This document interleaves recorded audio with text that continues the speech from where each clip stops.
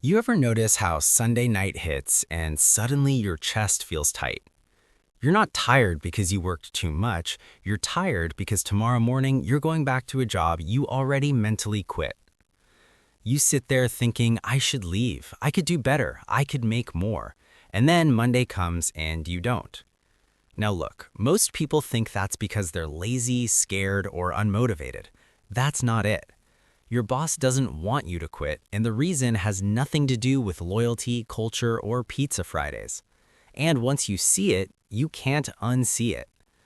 My name is Noah, and I spend way too much time thinking about why smart people stay broke longer than they should. If you're someone who thinks working harder will eventually fix your money problems, hit subscribe and give this video a thumbs up. Because in this video, I'm about to explain the real financial and psychological system keeping you exactly where you are, and why leaving your job feels way riskier than it mathematically is. And here's the part most people miss. Once you understand this system, staying stuck becomes a choice. If you don't wait for the full picture, you'll walk away with the wrong conclusion, and that's exactly how this trap keeps working. Here's the thing. Your boss doesn't control you with your salary. They control you with predictability. Let me explain. Let's say you make $60,000 a year. After taxes, that's roughly $3,800 a month hitting your account. Rent is $1,500, car payment $450, insurance $200, food $500, subscriptions, random spending another $400. Congratulations, you've engineered your life so that quitting feels like financial suicide. Now, you might be thinking, well, yeah, that's just adulthood. No, that's conditioning. Here's what most people don't realize. The human brain values certainty more than growth. Psychologists call this loss aversion. According to research from Princeton, losses feel about twice as painful as equivalent gains feel good. So even if leaving your job could realistically earn you more money long term, your brain screams, don't move, don't risk it, stay alive. This is where it gets interesting. Your boss benefits massively from that fear. The Bureau of Labor Statistics shows that the average raise is about 3% per year. Inflation historically runs around 3 to 4%, which means for most people, raises don't make you richer, they keep you calm. That's not an accident. Now look, if your employer really wanted you to be financially free, they'd teach you investing, they'd encourage multiple income streams, they'd help you reduce dependency on the paycheck. Instead, they give you stability, because stability keeps people compliant. Think of it like this. A zoo doesn't need high fences if the animals are well-fed and comfortable. The cage becomes psychological.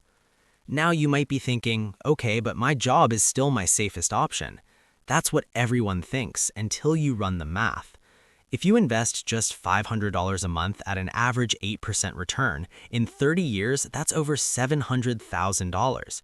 But here's the uncomfortable part. Most people can't even start because their job trained them to spend first and save later. Your paycheck isn't too small, your financial system is backwards. And your boss knows that if you ever flipped it, if you paid yourself first, your fear would disappear. Here's a quick story.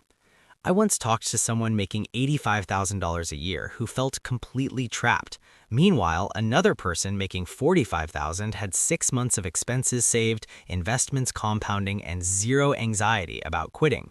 Same economy, same inflation, totally different psychology. The difference wasn't income, it was optionality. This is why companies love benefits that vest over time.